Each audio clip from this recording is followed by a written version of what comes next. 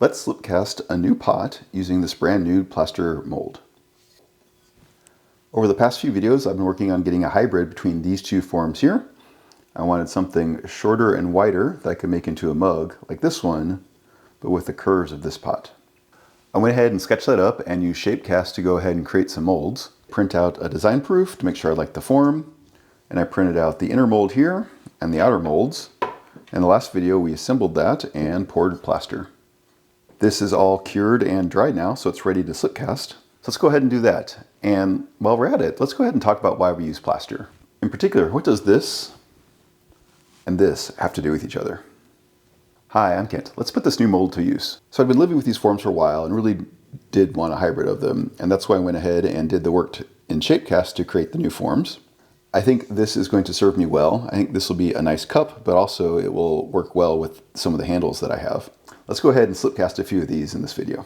So after you pour the plaster and it cures and you demold it, the plaster is still very wet and it doesn't get full strength until it dries out. Depending upon your weather and basically the ambient humidity, that can take shorter or longer. I think mine's been about a week.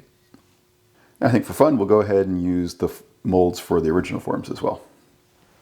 I keep my slip in these 5-gallon buckets here. This here is my reclaimed slip and this is the virgin porcelain-like slip. This one's had some colorants in it and has gone through the reclaim process a few times. And on the bottom here, I have some spigots that let me pour the slip out. So there's the spigot, and then underneath that, I have a motorcycle lift that lets me go up and down, so that way I can get the bucket at the right height. I want to raise it up so I can slip cast. So basically I want it taller than my mold, so the slip can pour into the pot. But it's also very convenient to be able to lower this down so that I can mix it and reach the top easier or dump the slip back in. So let's start with a brand new mold. So this is our mold. I've done nothing to it besides let it dry. If you use something like mold soap, you actually want to wash the soap out of the plaster. I've actually stopped using it. Really, I think it's only necessary when you do a plaster on plaster pour, so like a multi-part plaster mold. For these one-part molds and using the 3D prints, I haven't found that the mold soap does anything. So since this is just plaster, we can go ahead and slip cast it. My reclaimed slip sometimes has some chunkies in it, so I just use this cheap kitchen sieve to get those out. I think this was meant for flour or something originally, just something cheap from Amazon. I'm going to open up the spigot.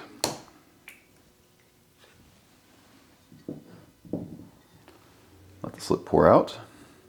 I could let it go faster, but I think this is plenty fast. Slip level is slowly rising up, and we basically want to get it just to the slip well. That's the top of the vessel form right about there.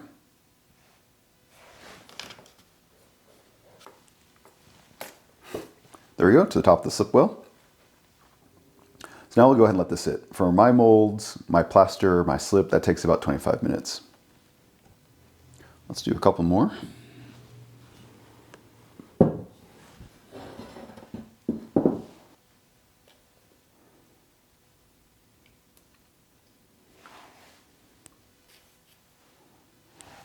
There we go. And the slip well is there so that as the plaster absorbs the water, the level stays above the rim. That way we have a nice clean rim. And the final one.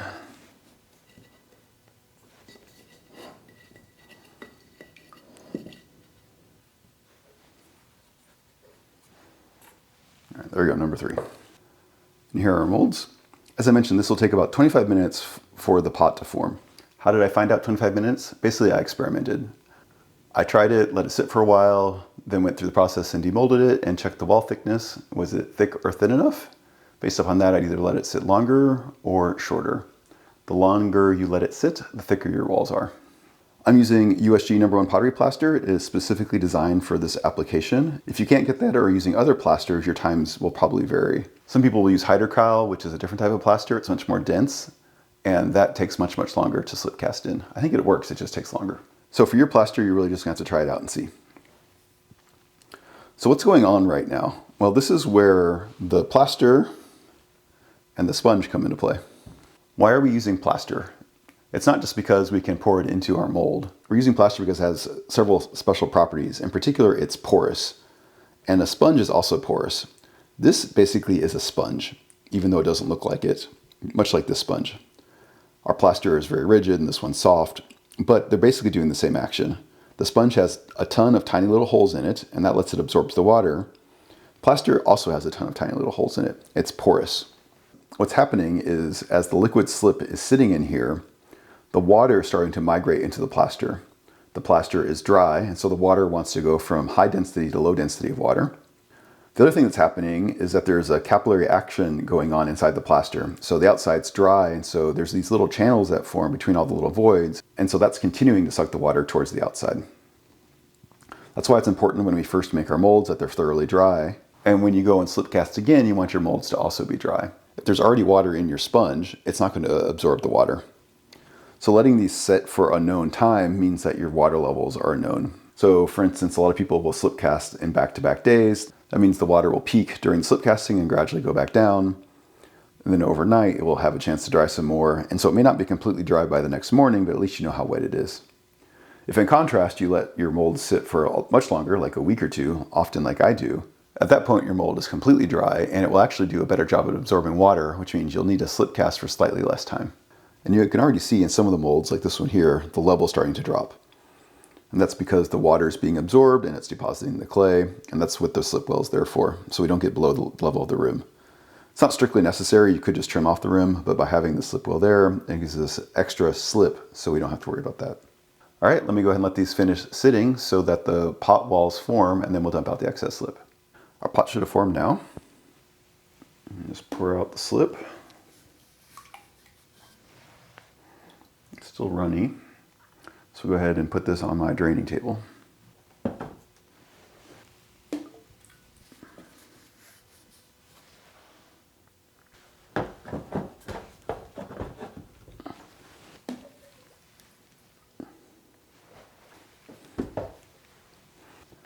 Here we go, they're all upside down on my homemade slip draining table.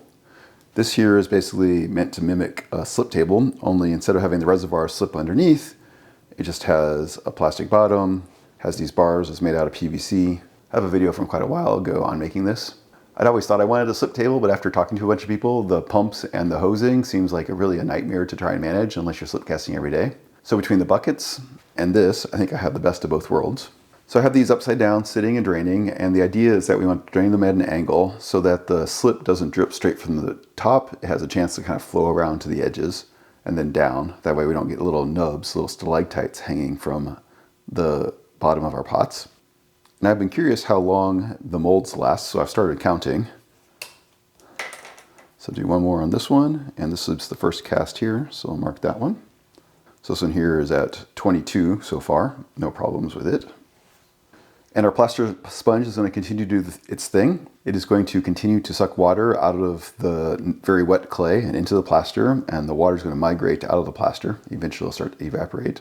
So what we're doing now is basically giving the slip enough time to set up so that we can handle it.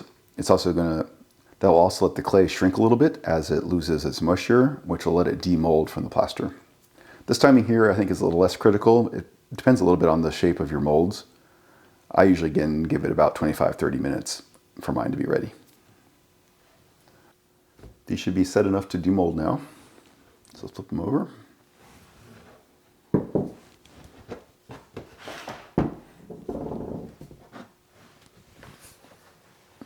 And I just let that slip dry. Eventually there's enough of it, I pull it out and put it in my reclaim.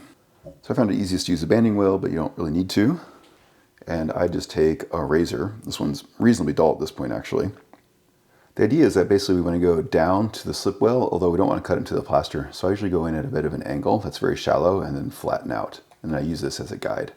So down, and actually I pull it towards me, just like that. So we're going to do the same thing here. So even though we can't see, we can feel.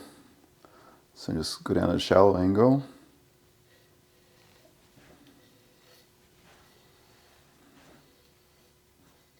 Pull it around, pull up. This goes into the reclaim. And so what that did is it got us a nice clean rim here.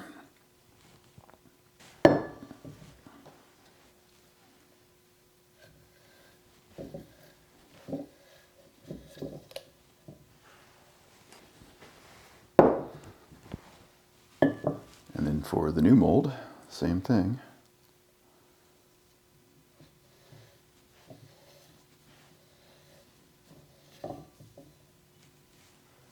And then to demold these, you can just take it over, flip it over, and palm it.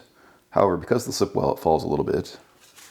I have a piece of cardboard here that I've cut basically just the right size. That lets me hold the pot without it falling. Flip it over, give it a bit of a shake. It comes straight out. For some reason it didn't release, you can let it sit for a little while longer. And basically let the plaster absorb a little bit more water, let the clay shrink a little bit more.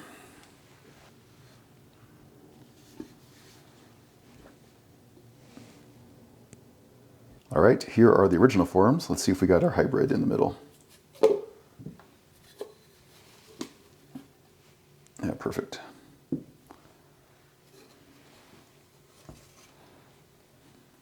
This one's the same size, width, and height, and this one here has this nice curves. I think I'm really gonna like this.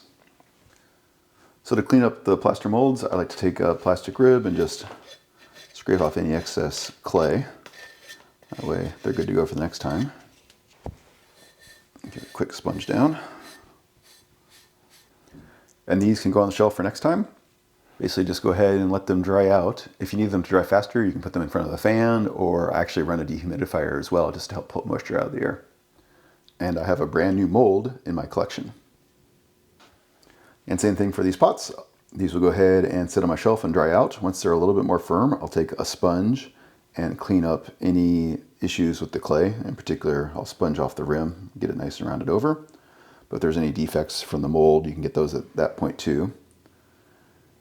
And this mold looks really good. I think we did a good job making it in the last video. My real goal with this form is to turn it into a mug. To do that, I would need to slip cast some handles. So for instance, here's my D handle. If I did that, I'd want to slip cast it at the same time so the level of water in the clay is the same.